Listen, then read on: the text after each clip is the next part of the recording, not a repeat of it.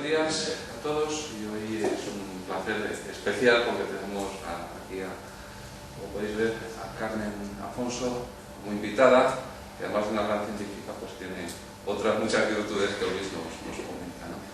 Así que hoy nos va a hablar solamente de las virtudes científicas, no hay que olvidar las otras, como decía antes, y nos va a hablar de lo que hacen en el grupo de procesadores de láser del Instituto de Óptica del CSIC, que son fotónica, nanoestructuras y ciencia rápida, lo cual suena muy bien, así que cuando quieras, Carmen.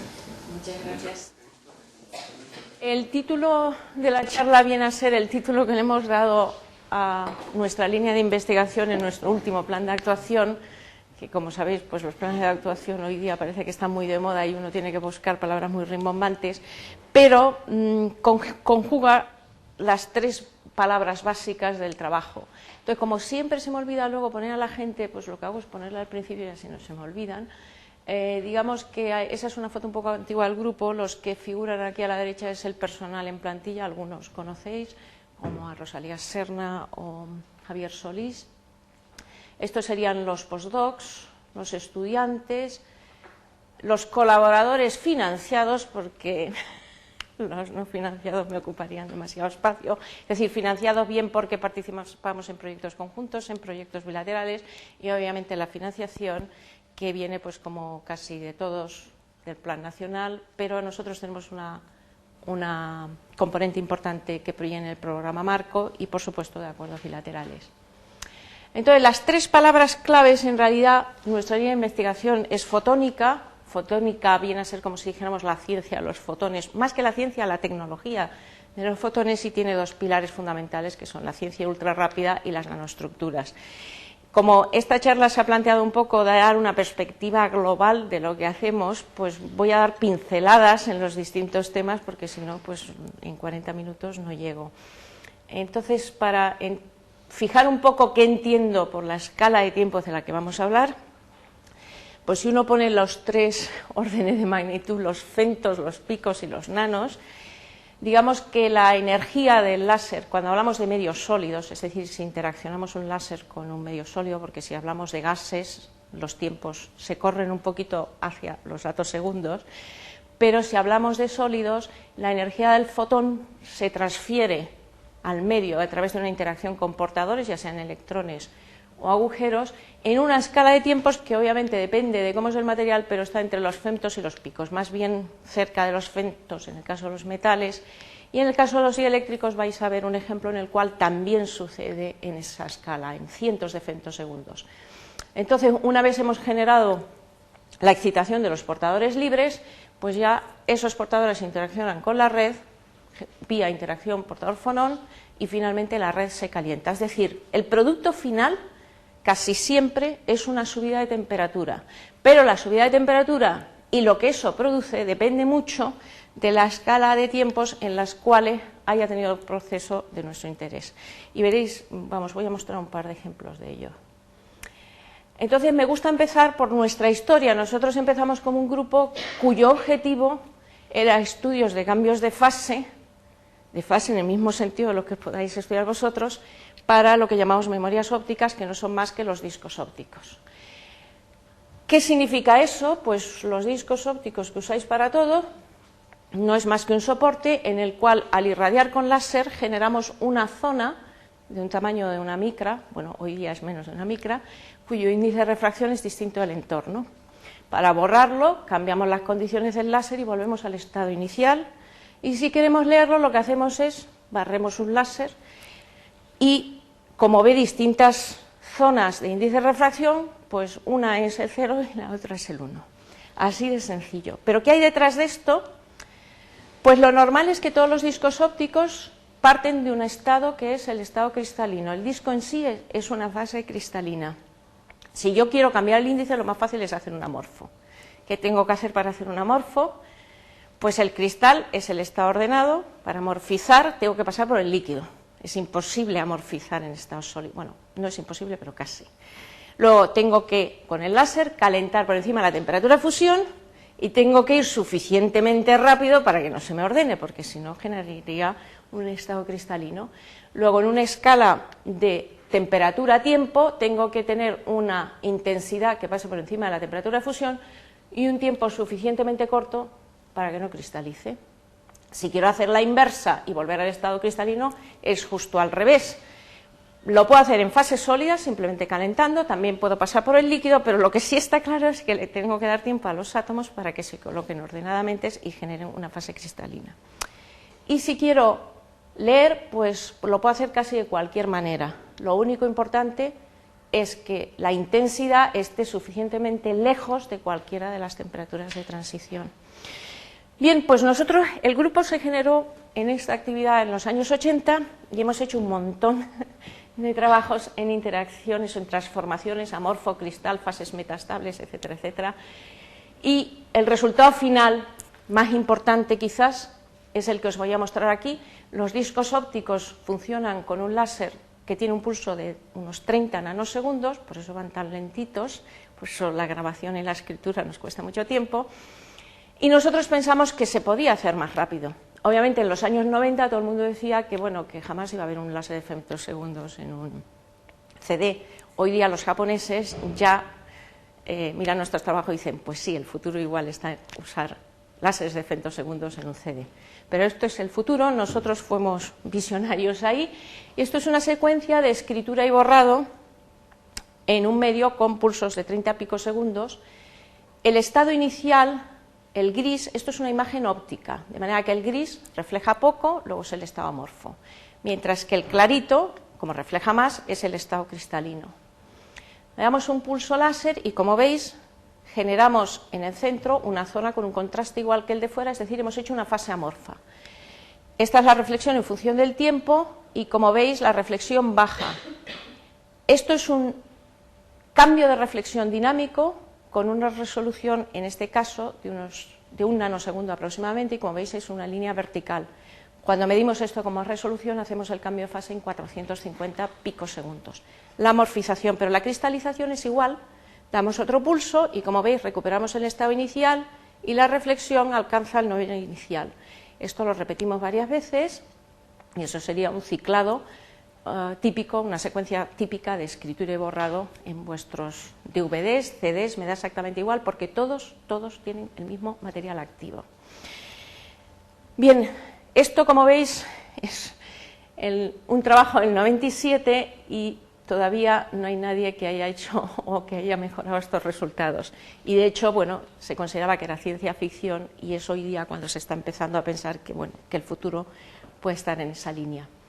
Nosotros abandonamos ese tema, puesto que habíamos llegado ya al máximo que podíamos llegar desde el punto de vista científico, hemos entendido cómo se hace esa transformación, etcétera, etcétera, y nos hemos movido hacia lo que llamamos interacciones no lineales. Es decir, lo que he hablado de cambio de fase es un sistema que es semiconductor metal, normalmente la fase amorfa es casi semiconductora, mientras que la cristalina es prácticamente un metal, y ahora vamos a hablar, a partir de ahora todo lo que voy a decir son dieléctricos.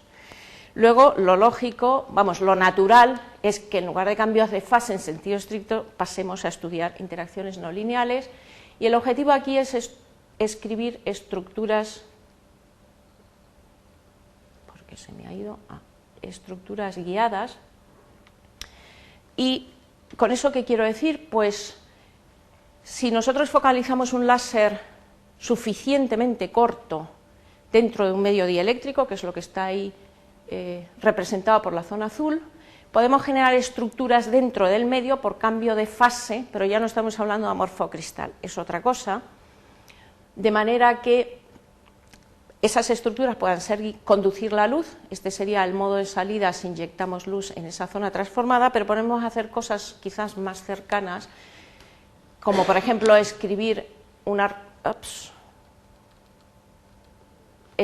red de difracción utilizando varios de estos. Esto sería una imagen óptica, esto es ampliado, y este es el vidrio real, es una foto del vidrio real en el cual con un puntero, si uno tiene cuidado y lo orienta suficientemente, se ve aquí muy mal, pero eso es una red, se ve un patrón de difracción. Entonces eso tiene muchas aplicaciones, no solo la parte fotónica, pero sirve, por ejemplo, para generar marcas.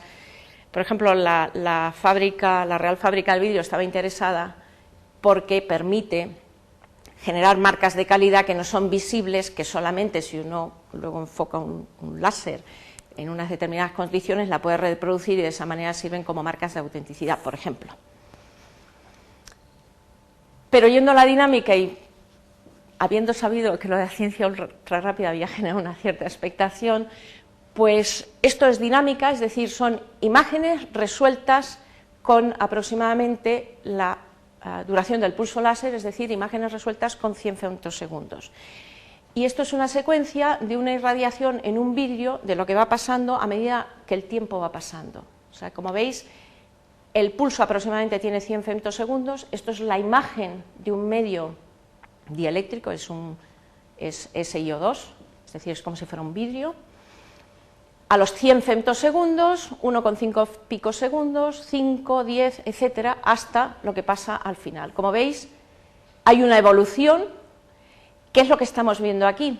Estamos viendo en reflexión. Un vidrio nos refleja, porque el vidrio lo que tiene como característico es que vemos a través, lo cual quiere decir que el estado inicial es oscuro, porque nos refleja. Al yo ver en reflexión no veo nada. Y hay un momento dado en que empiezo a ver una cosa que es lo que está aquí claro, lo brillante. ¿Eso qué quiere decir? Pues que aumenta la reflexión, es como si el vidrio se volviera como más metálico, por decirlo de alguna manera. Esa zona va aumentando y luego empiezan a aparecer una zona brillante alrededor y una zona oscura en el centro. Lo oscuro quiere decir que nos refleja. Y luego ya vemos una serie de cosas más complicadas. ¿Cómo se interpreta esto? Pues la primera imagen lo que nos está generando o lo que nos está diciendo es que hemos generado un plasma de electrones libres. Ese plasma es como si fuera un metal y por eso me aumenta la reflexión. Y eso sucede 100 femtosegundos después del pulso láser. Ese plasma va aumentando hasta que llega un momento, que sería este paso entre 5 y 10 picosegundos, en que no veo nada. ¿Por qué? Porque empiezo a tener ablación. Empiezo a arrancar material de la superficie, con lo cual dejo de reflejar, ya no tengo el plasma de electrones y por eso lo veo negro. Y con el tiempo la energía es suficientemente alta, empiezo a arrancar material y lo que vemos aquí son como turbulencias generadas por las propias partículas que se arrancan del centro. Una cosa interesante es este anillo que vemos aquí alrededor, que aparece entre 5 y 10 picosegundos. Ese anillo sigue estando en el medio cuando hacemos una imagen en un microscopio ya estándar con buena resolución. Si os fijáis, se ve aquí un anillo alrededor que coincide exactamente con esto. ¿Qué es lo que ha pasado? Pues que en este estadio se ha producido en los bordes de la zona irradiada, se ha producido una densificación del material y al ser más denso refleja más que el material original. Esa densificación es la que nosotros luego aprovechamos bien para hacer guías de onda o bien para hacer las estructuras como os mostraba antes y hacer el marking dentro de los vidrios. Sí, naturalmente, cuando quieras. ¿Con qué estáis irradiando? ¿Con qué láser exactamente? Esto es un láser, podemos hacerlo con muchos, pero este en particular, esto es un láser que emite, es un titanio zafiro pulsado en femtosegundos, es un oscilador más un amplificador, porque si no, no podéis alcanzar las energías que necesitamos de los 12 julios por centímetro cuadrado. Está focalizado y la longitud de onda son 800 nanómetros. Estáis dando con un femtosegundo y las imágenes las vais tomando con una cámara de alta... No, la imagen, para poder tener esa resolución, esto es un experimento que se llama Pump and Probe. Es decir, combino el láser de irradiación y le quito un poquito de energía. Y ese poquito que le quito sirve de sonda. Entonces esa sonda la meto entre dos espejos para cambiar el camino óptico y entonces hago un muestreo. Por eso cada imagen corresponde a un pulso láser a distintos tiempos. Y la detección obviamente al final se hace en una cámara, evidentemente. ¿Y ¿vale? la densificación por qué se produce? ¿Por una resolidificación o simplemente...? Pensamos que no. Pensamos que es un proceso estrictamente no lineal, no tenemos claro que haya una fusión como el caso anterior en que yo hablaba del amorfo cristal, ahí hay una fusión clara. No me refiero a una fusión, sino a un paso de plasma a sólido. Es decir, perdona, sí. En vez de estar una fusión y luego, es decir, pasas el plasma y en un momento dado, como estás quitando y poniendo energía, estás volviendo de plasma otra vez a resolidificar. Exacto. Es que no estamos seguros de que haya fusión. O sea, hay un reblandecimiento, déjame decir reblandecimiento. Vale. Yo hablo de un plasma como algo etéreo que no es concreto y no sabemos muy bien lo que es. Exacto. Luego te voy a enseñar uno que ese sí se sabe lo que es.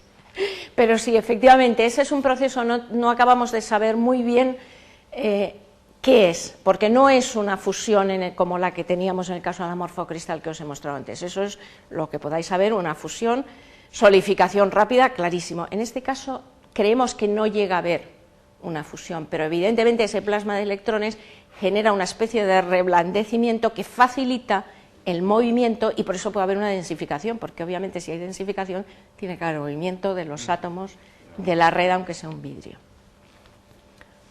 Bueno, pues yo ya he acabado la ciencia ultra rápida porque ya no me da para más, porque si no, no hablo de las nanoestructuras. Entonces, ahora me paso al otro bloque que al final os mostraré que efectivamente tiene que ver con lo que acabo de decir. Dentro de las nanoestructuras, que es de lo que voy a hablar sobre todo, pero voy a completar primero el esquema, hacemos dos tipos de nanoestructuras fundamentalmente, una que es estructurando con iones de tierra rara, pero podría ser cualquier ion, exactamente igual, o con nanopartículas metálicas. La diferencia entre un caso y otro es que aquí vamos a nanoestructurar con 10 elevado a 15 átomos por centímetro cuadrado y aquí con 10-13, podríamos hacer 10-14 o cualquier otro valor que fuera necesario. Obviamente es por nuestro interés, que es el que os voy a mostrar, pero las ideas que hay detrás se pueden extender a cualquier otro sistema con cualquier otro concepto. Las matrices que vamos a usar para esa nanoestructuración son fundamentalmente vidrios y bueno, como estamos presentando los proyectos en vitrocerámicos, los he añadido en el cuadro, pero todavía no hemos hecho nada en vitrocerámicos, pero es hacia donde vamos en el futuro. Todo esto lo hacemos con una técnica láser que es el depósito por láser pulsado, en el cual el plasma es esencial para conseguir lo que uno quiere y por eso voy a dar un par de pinceladas de plasma porque no sé si puede tener vuestro interés, sobre todo las técnicas más que lo que se aprende de él. Nuestro objetivo final es generar dispositivos de ganancia, es decir, láseres o amplificación en sistemas integrados en plataformas de silicio o conmutadores ópticos igualmente en plataformas de silicio. Es decir, aquí queremos aprovechar la emisión especial de las tierras raras, mientras que aquí queremos aprovechar las propiedades ópticas no lineales especiales y por eso enlazo con aquella actividad, puesto que esto en el fondo son ambos vidrios con propiedades ópticas no lineales importantes.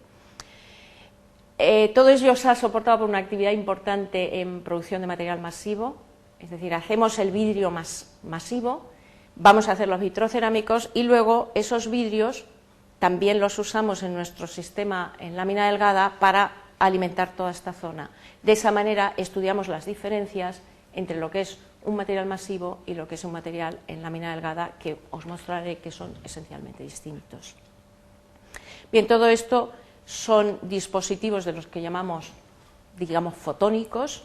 Los dos de la izquierda serían integrados en silicio, mientras que con esta actividad podemos hacer dispositivos fotónicos distribuidos en 3 dimensiones, puesto que la escritura de femtosegundos uno selecciona la profundidad y la posición dentro de un material masivo donde quiere generar la estructura, con lo cual puede integrar tantas como quiera, mientras que en este caso lo que perseguimos es acercarnos a la microelectrónica para darle dispositivos que sean puramente fotónicos, pero que sean perfectamente compatibles con sus procesos.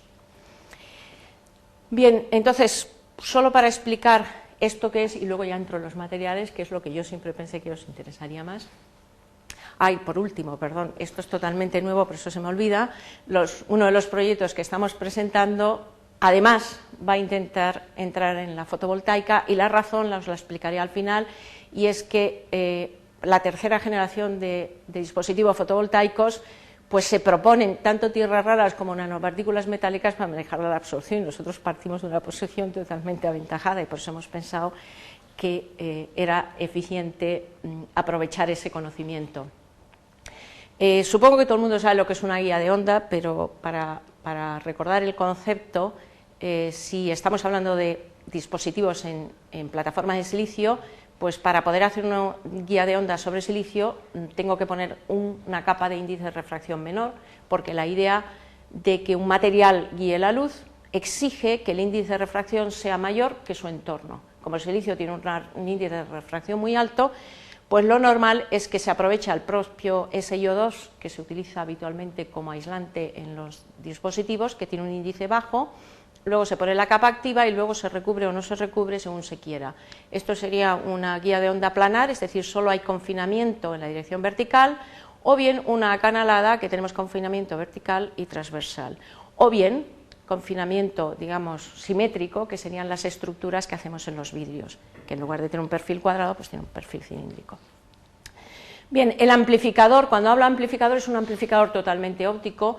No sé si sabéis que el auge de Internet, la explosión en Internet de los años 90 es gracias a que se inventó en los años 80 el amplificador totalmente óptico. Hasta aquel momento las comunicaciones a larga distancia, bueno, hasta aquel momento no, las comunicaciones a larga distancia cada 50 o 70 kilómetros necesitan amplificar la señal. Entonces, hasta aquel momento, para amplificar se convertía la señal óptica en eléctrica, la eléctrica va a 10 nanosegundos de velocidad, por decirlo así, y luego había que convertirla de nuevo en óptico. Eso ralentizaba enormemente. El hecho de poder amplificar directamente ópticamente, es decir, sin pasar por electrónica, significa pasar de una velocidad de amplificación de 10 nanosegundos a 10 picosegundos, y eso es lo que ha facilitado el acceso a Internet. Entonces, un amplificador óptico no es más que, por ejemplo, en guía, que es lo que nosotros estamos persiguiendo, no es más que una guía en la cual inyectamos una señal débil y al cabo de un rato, es decir, al cabo de unos milímetros, centímetros o metros, en el caso del amplificador real de fibra, la señal sale amplificada. ¿Eso cómo se consigue? Pues eso está basado en las tierras raras, que son elementos de 3 niveles cuyas transiciones son independientes de la matriz donde están. Entonces, si uno excita el estado fundamental, el electrón sube a un determinado nivel, decae en una primera etapa emitiendo luz y luego tiene el decaimiento final, que no es radiativo. Todas las tierras raras prácticamente permiten hacer láseres, quizás el más conocido es el neodimio YAG, que es el láser más estándar a nivel industrial, pero prácticamente todas lo permiten. En el caso de las comunicaciones, el ion clave es el herbio, y este es el único prototipo de amplificador integrado que se ha publicado, fijaros que es del 96, y todavía no ha entrado un producto similar en el mercado. Para que os hagáis una idea, la propuesta que estos autores holandeses hacían, esto es 1 milímetro, la guía, que es una cosa parecida a esta, hace así, da varias vueltas, porque claro, para que se amplifique tiene que estar la luz pasando un ratito cerca de los iones de herbio. Esto da la vuelta así, hace la espiral en sentido contrario y sale. En un amplificador real esto requiere 300, 400 metros de fibra. Entonces, bajo el océano hay rollitos de fibra como de 400 metros. ¿Cuál es la aspiración? Pues convertir eso en una especie de chip, como el que está aquí indicado. Bueno, el otro dispositivo de interés, que es el conmutador, esto es el futuro. Es decir, no existe ningún dispositivo. Y lo mismo que decía antes para la amplificación, hoy día la conmutación en todas las redes, tanto locales como a larga distancia, se hace pasando la señal óptica a eléctrica. Luego perdemos el mismo tiempo que se perdía antes. Hay un factor 1000. Luego, si se consigue un conmutador totalmente óptico, eso se resolvería. ¿En qué consiste? Pues a mí me gusta acostarlo con este ejemplo porque me parece que es bastante intuitivo.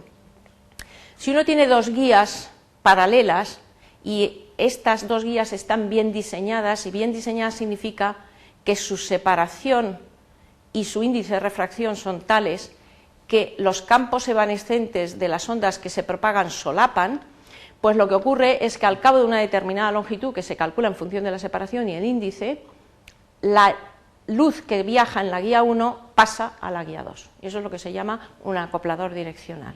Y eso es conocido desde hace mucho. Ahora bien, si yo tengo un medio que es no lineal, significa que su índice de refracción tiene la parte, digamos, estándar, más una parte que es proporcional a la intensidad. ¿Eso qué quiere decir?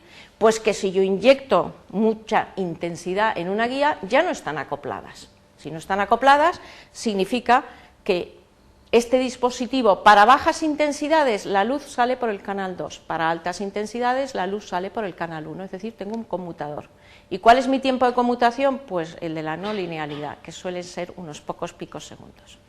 Este dispositivo no existe, es decir, la idea está desde hace mucho y somos muchos grupos que estamos intentando producir un material que sirva. ¿Dónde está el problema? Yo puedo tener un material con una respuesta no lineal muy alta, pero, como son las nanopartículas metálicas de las que voy a hablar ahora, pero absorben. Entonces aquí hay una competencia entre que por un lado necesito un N2 elevado para que esto me funcione bien, pero al mismo tiempo mi circuito no me debe atenuar la señal. Entonces hay muchas soluciones, pero todavía no hay ninguna suficientemente competitiva. Bueno, pues con eso yo entro en toda la parte de nanoestructuras, y creo que he entrado un poco tarde para lo que yo había previsto, y bueno, tengo que deciros un poco la técnica que usamos. Eso me lleva a describiros muy brevemente algunas cosas de plasmas que se pueden hacer, y luego entraré a referirme a los materiales metaestables porque pienso que pueda ser de vuestro interés, aunque en mi caso yo voy a hablar exclusivamente de vidrios porque es lo que hacemos, pero los mismos conceptos se transfieren a cualquier otro tipo de materiales. De hecho hay muchas cosas en metales hechas que también manifiestan la producción de fases metaestables, y finalmente pues el gran bloque que es la nanoestructuración. Bien, el depósito por láser pulsado es algo muy sencillo, solo se puede hacer en una cámara, pero se podría hacer al aire.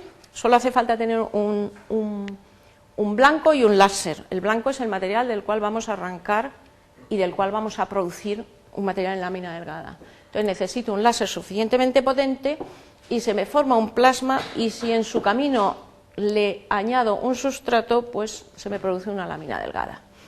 Y el blanco puede ser cualquier cosa, puede ser una roca. Suelo decirlo así porque es verdad. Yo puedo coger una roca, salir al patio, cojo una roca y yo haré una lámina de la roca. Otra cosa es conseguir hacer la lámina con las propiedades que uno quiere. Y eso es lo que nos lleva al estudio del plasma. Ventajas que tiene este sistema, pues primero que es casi estequiométrico comparado con cualquier otra técnica de depósito. Si uno está trabajando con un material complejo, por ejemplo un metal complejo, que supongo que será en vuestro caso, en nuestro caso los vidrios que están formados por muchos óxidos, pues la estequiometría que se alcanza, la composición en la muestra, es prácticamente la del blanco, y eso no suele suceder con ninguna de las técnicas. Luego es muy versátil, porque la mayoría de las técnicas requieren o enfriar o calentar, en fin.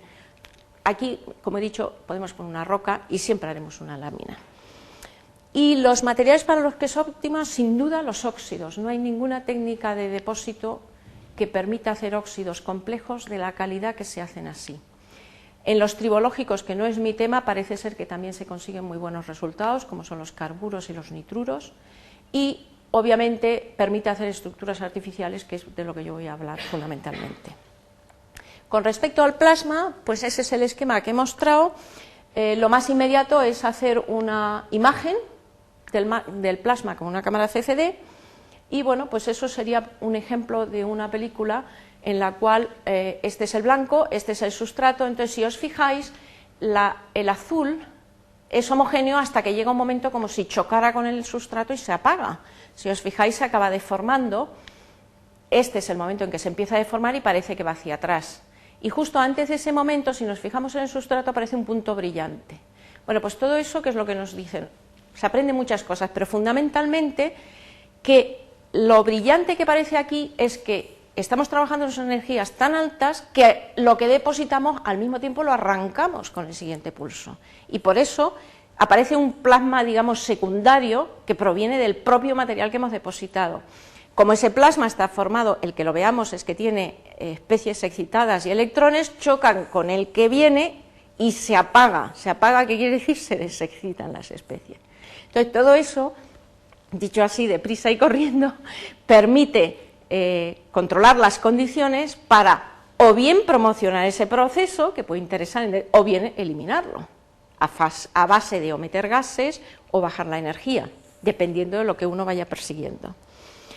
Como curiosidad, porque he pensado que a lo mejor os podría interesar, hemos desarrollado una técnica que es un poco más avanzada que esta, que es una imagen en 2 dimensiones, en la cual lo que hemos hecho es convertir de la imagen, tenemos una dimensión, sigue siendo el espacio, y la otra es longitud de onda. ¿Por qué la longitud de onda? Porque el plasma tiene un color debido a que tiene distintas especies que emiten, con lo cual en cada frame, que como veis tiene un tiempo fijo, son 100 nanosegundos de frame me parece, sacáis todas las especies cómo están espacialmente en ese intervalo de tiempo, y cada frame va diciendo cómo van avanzando, y como veis unas se encienden, otras se apagan, se ve muy mal por la luz, pero bueno.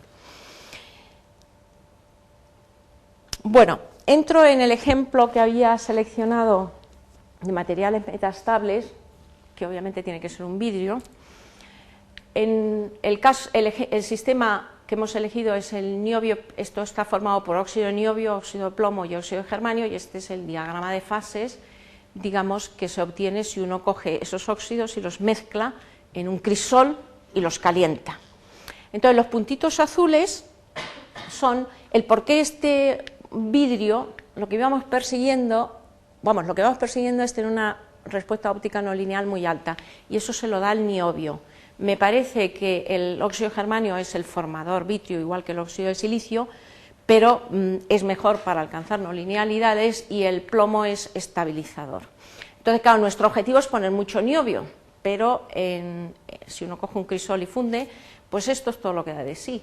Es decir, en este sistema solo esos puntos son realmente vítreos, transparentes, mientras que el resto son vidrios, pero son opales, que no son transparentes. Y eso nos permite acceder a un intervalo de índices de refracción que está representado en función de la concentración de niobio y plomo, que son las que permiten cambiar el índice, bueno, en el entorno de 2,1, 2, 2,1.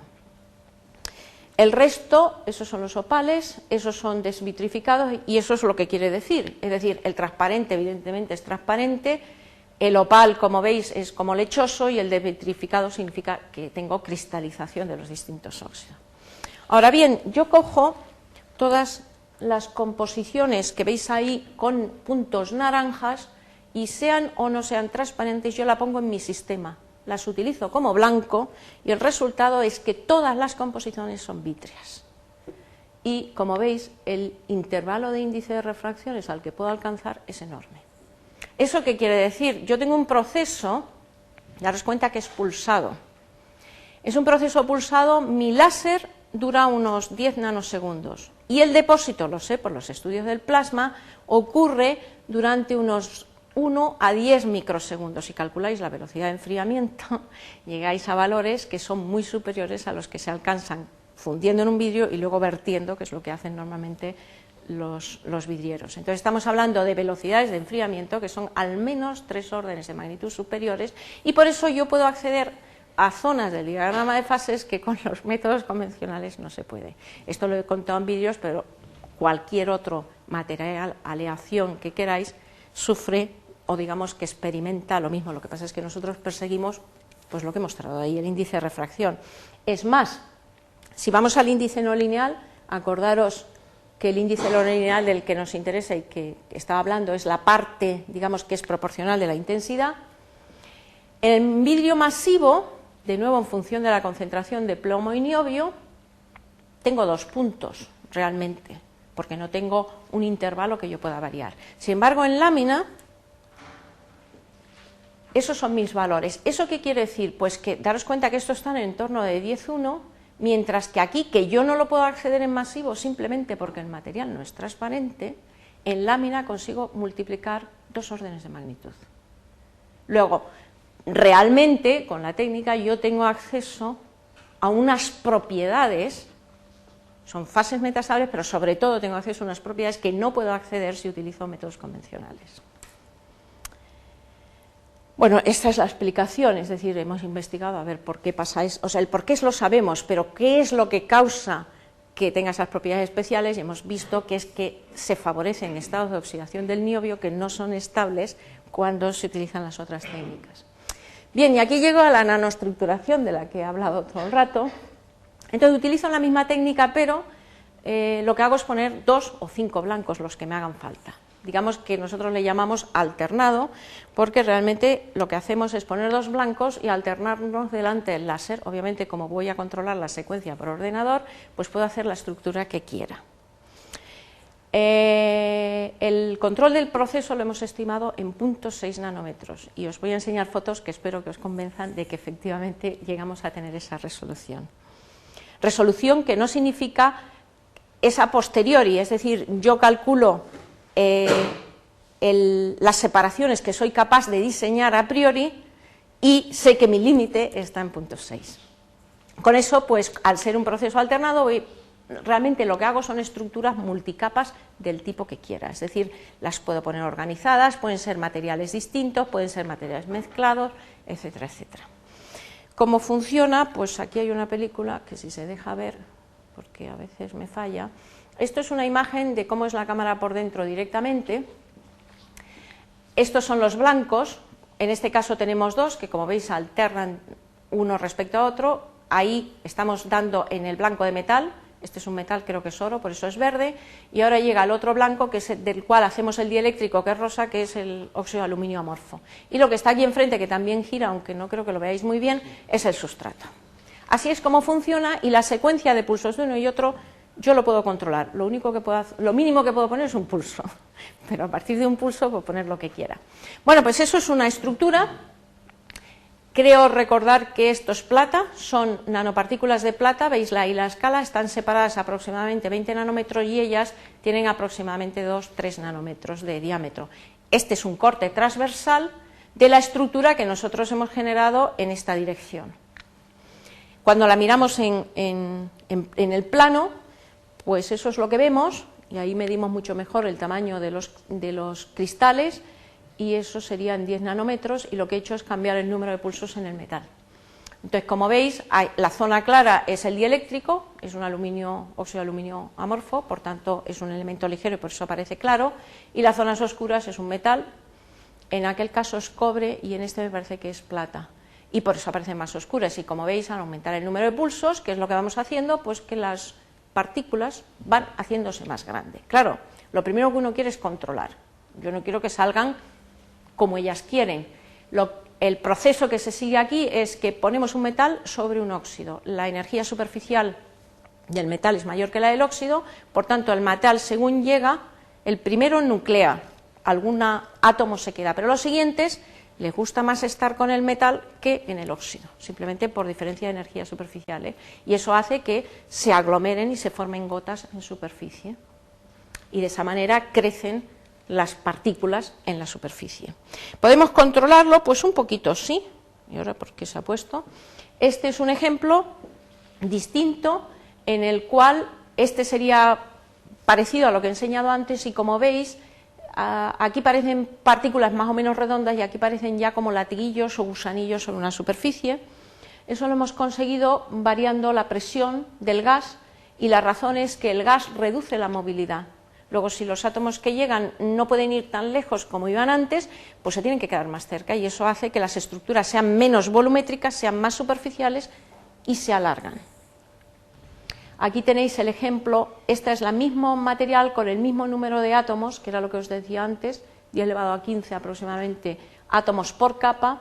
Esto es lo que obtenéis en vacío y esto es lo que se obtiene en gas, y como veis aquí son más redondas, se ven más oscuras porque son más gruesas, mientras que aquí son como gusanillos puestos sobre una superficie y delgados. ¿Podemos hacer objetos complejos? Bueno, pues lo que se nos ocurrió es decir, podemos llevarlo al límite. Sabemos que la nucleación sucede porque la primera capa, los átomos de metal llegan y el siguiente metal se pega al metal que había. Bueno, pues supongamos que hacemos las partículas, rellenamos con la matriz hasta dejar un poquito de la capa anterior descubierta y ponemos más metal. Es decir, imaginemos que la separación esta que llamamos X la vamos haciendo pequeña, eventualmente cuando X sea igual a 2 veces el diámetro, las partículas estarían en contacto y nos preguntamos, ¿podríamos organizarlas así y generar columnas? Pues la respuesta es que sí. O sea, el proceso básicamente sería este, queda un poquito descubierto, de manera que las siguientes se van pegando a la anterior. Pues la respuesta es que sí, y este es el resultado, que esta se ve muy mal, pero bueno, esto sería cuando nosotros hemos estimado que la separación es aproximadamente 2D. Obviamente era un poquito más de 2D porque, como veis, se ven las capas individuales separadas. Esta, que es la mejor, aunque no la veáis, por exceso de luz, pero os voy a enseñar más fotos que las vais a ver mejor. Genera ya unas columnas que aquí las veis mejor y aquí son más pequeñas. Es decir, si representamos la longitud de las columnas en función de la separación X, pues vemos que el tamaño varía, obviamente, en función, o sea, se hacen más pequeñas cuando X es más pequeño, lo cual es lógico porque significa que mi grado de solapamiento va siendo mayor. ¿Son realmente nanocolumnas? Pues sí, porque esto es una imagen planar, es decir, antes las miraba de canto, ahora las miro desde arriba, luego si yo las miro desde arriba y son columnas y están ordenadas, veo bolitas, y eso es lo que vemos. Este sería la imagen, digamos, normal TEM, y esto sería un STEM en composición hecho con el metal, es plata, y como veis tiene una dispersión muy pequeña de tamaños, y básicamente aquí están los datos, es decir, hemos generado unas estructuras autoorganizadas, porque el fenómeno es una autoorganización que solo controlamos a través del espesor de la matriz y que tienen una relación de aspecto 2,5 con una dispersión de tamaños muy, muy pequeña y todas ellas perfectamente orientadas perpendicular al sustrato. ¿Existe límite? Pues yo diría que no. Este es el ejemplo anterior, aquí lo veis mejor por el contraste, este es este ejemplo en corte transversal y está hecho con 5 alternancias. Le ponemos 10 y salen más largas, y le ponemos 50 y salen mucho más largas. Ahora bien, mientras estas son, la imagen planar da esto, aquí ya, si os fijáis, tenemos estructuras muy largas que llegan a ser casi de 30 nanómetros de largo con un diámetro de 2, pero en esta zona, como veis, parece que se ha perdido un poquito el orden. No obstante, si yo sigo esta línea hacia abajo, prácticamente parece que aunque se pierda el orden, lo recupera, aunque tenga una zona un poco borrosa.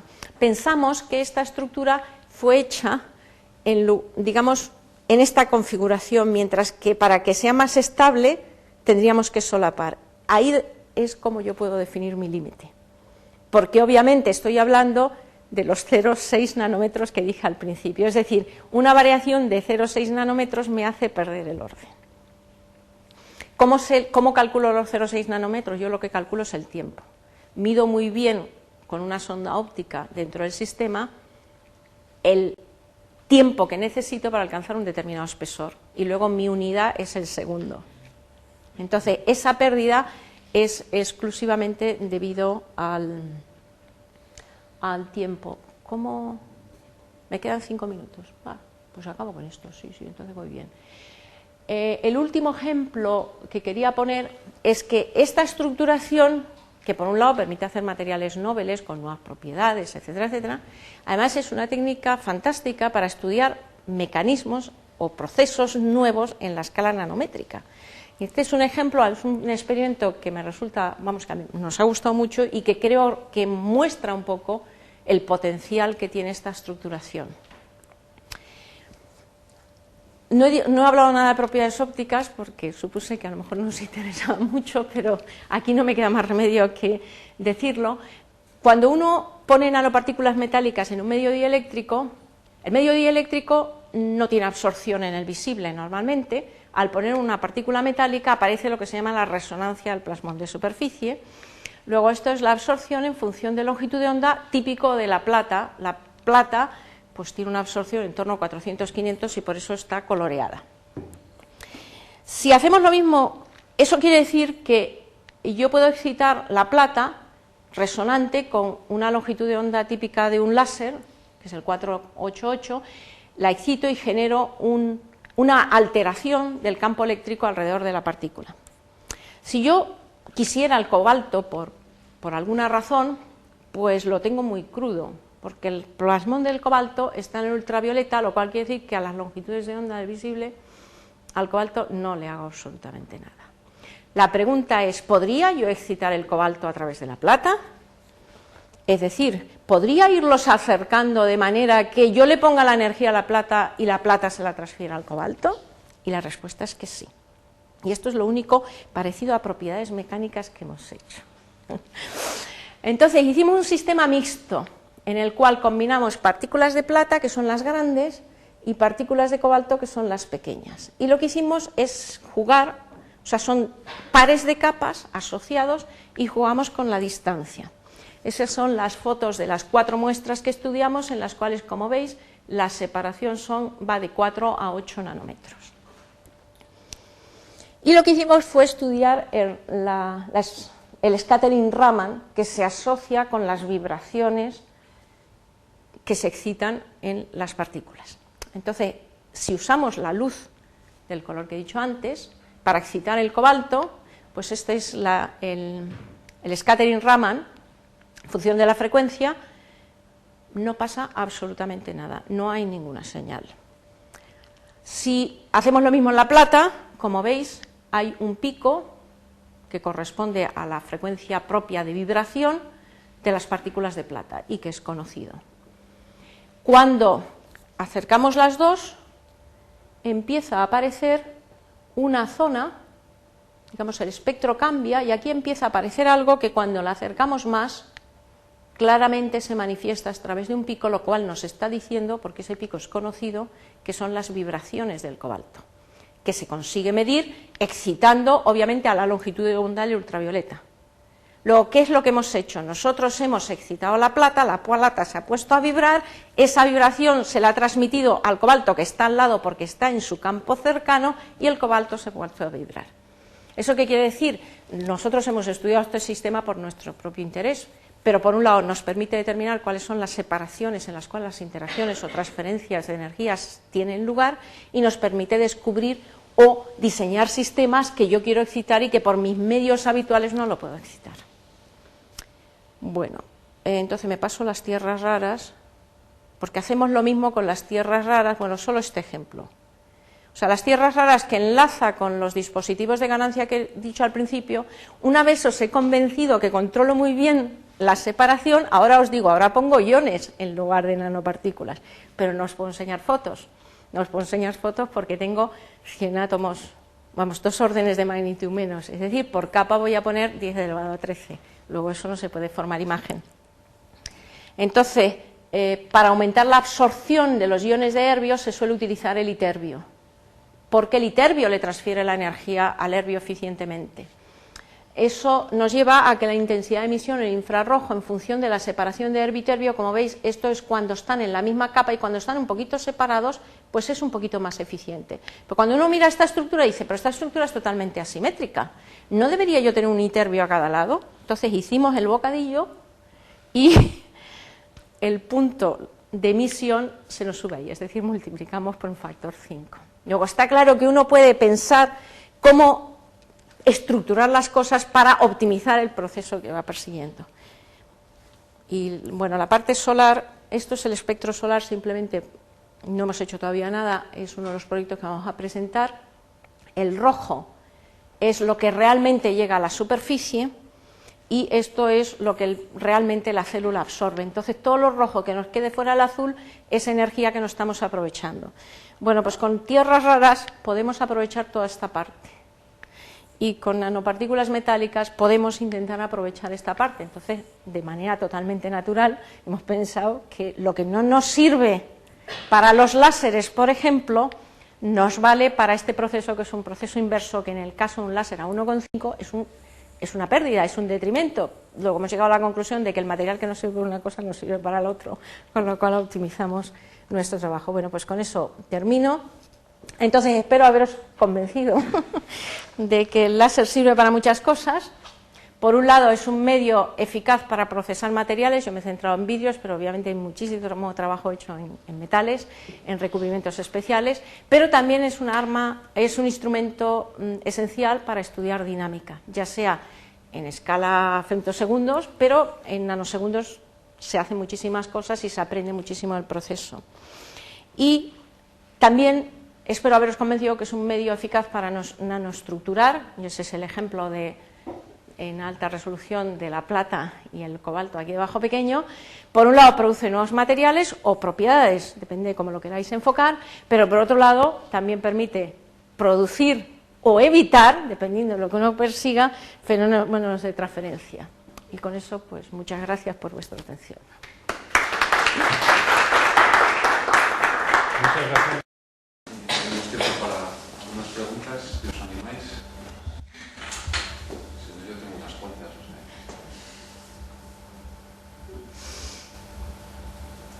yo sí que tengo unas cuantas y luego te diré más. La corona esta, que era al principio. Tú la ciencia ultra rápida, ¿no? Sí, la ciencia ultra rápida. Espérate porque va fácil de que la encuentre. Como esas las tengo direccionadas. ¿No? Esta es la que ilustra. Sí. ¿Sabes qué tamaño, qué anchura tiene esa corona más o menos? Bueno, vamos a ver. Sí, eso lo podemos regular. Vamos a ver. Podemos regular. La corona es proporcional al tamaño del spot. Es decir, una cosa que no he dicho, el spot, el láser incide en un determinado ángulo en esta dirección y por eso se ve elíptico, porque la irradiación es a incidencia oblicua. Y es un láser perfectamente gaussiano, es decir, tenemos muy bien calibrada la intensidad, lo cual quiere decir que en esta dirección, en realidad lo que estáis viendo es la respuesta al material a diferentes energías. Pues pensáis en un perfil gaussiano, entonces el tamaño que estoy preguntando depende de la focalización que tengamos. Ahí tienes 20 micras, esto pueden ser el doble más o menos, pues este trocito será, yo diría, 1, 2, 3, entre 2 y 3 micras. Eso me encaja en... Pero, pues es más grande, pues es más pequeño, es función del objetivo que hayamos puesto para enfocar el láser sobre el medio. Y o sea, el número de pulsos que estás dando ahí. Uno cada vez. Uno cada vez. Es decir, el paso de una a otra es un pulso. Uno cada vez. Sí, lo que hacemos es, si tú estás, por ejemplo, en el caso anterior que contabas, si hablas de un proceso morfocristal que es irreversible, entonces tienes que mover la muestra después de cada pulso, claro. Si es un proceso que más o menos es reversible, entonces no. En este caso no es reversible, porque acordaos que al final se queda el arito ese brillante, que es una densificación, luego significa irradias y mueves, irradias y mueves. Yo seguiría preguntando, pero luego te lo hago en particular, o sea que no sé si alguien más se anima, ¿no? Lo dejamos aquí, muchísimas gracias.